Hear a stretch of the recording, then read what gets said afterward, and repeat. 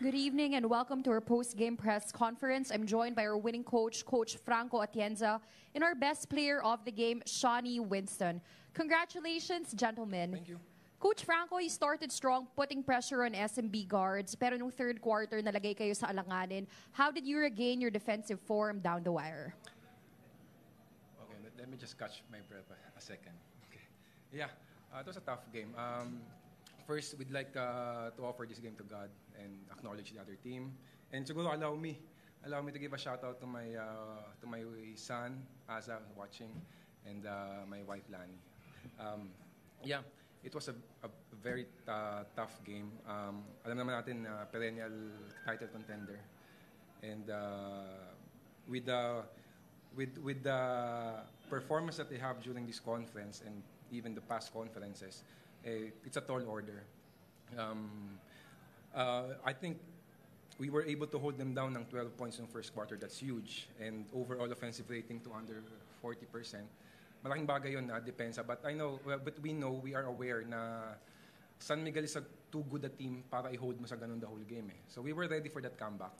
And maganda, we started strong. Somewhere, like you said, in the third quarter, medyo, actually yung third and fourth, we gave up 30-point quarters. But what's nice kasi we were able to give it to finish strong. So we started the game well. There was a challenge. There was a comeback, but we were able to pull through. For a young team like ours, napaka-importante nun kasi that builds character. Yung nasusubukan ka, the nerves, the pressure.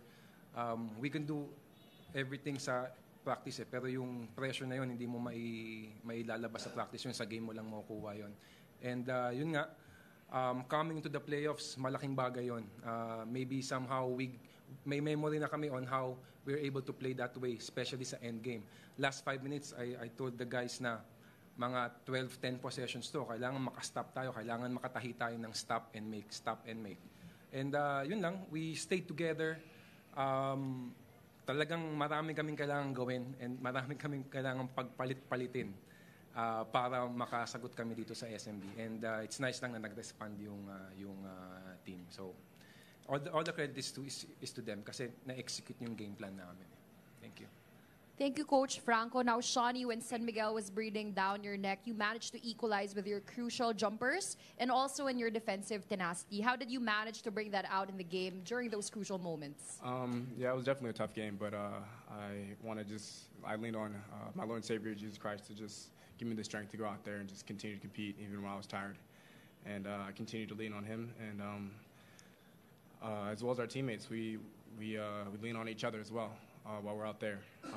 JL played really hard defense.